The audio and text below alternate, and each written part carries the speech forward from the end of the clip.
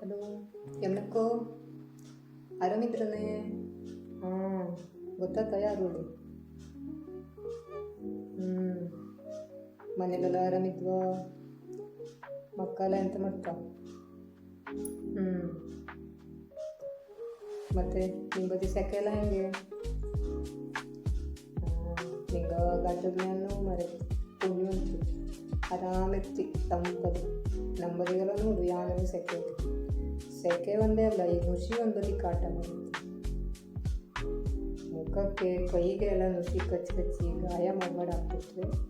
ಎಂಥ ನುಸಿ ಅಂದರೆ ಸಂಜೆ ಆದ್ಮೇಲಂತೂ ಆ ಮನೇಲಿ ಕುಡ್ಕೊಂಬರೇ ಕೊಡ್ತೀವಿ.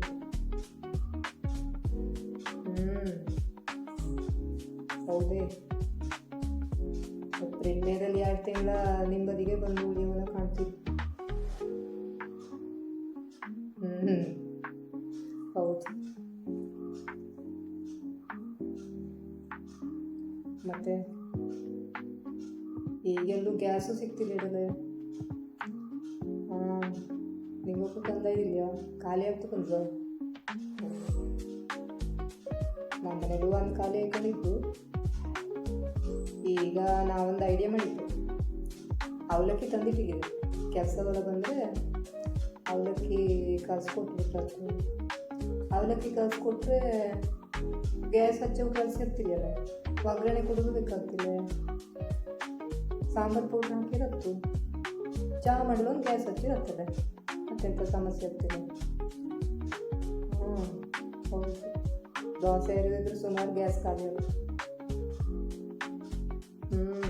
ಹೌದೇ, ಯಾಕೆ?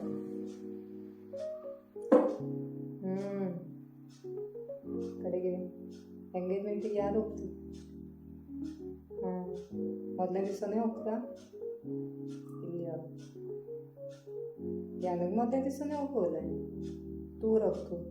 ಕಡೆಗೆ ನಾ ಇಲ್ಲಿಂದ ಹೋಗ್ಪಲ್ಲಿವರೆಗೆ ಎಂಗೇಜ್ಮೆಂಟ್ ಮುಗಿದು ಹೋಗ್ಬೋದು. ಹೌದೇ? ಮೊದಲನೇ ದಿವಸನೇ ಹೋಗುವ ಅಂದ್ಕೊಂಡಿದ್ದೆ, ನೋಡುವ ಅಂತ ಆಗ್ತದೆ.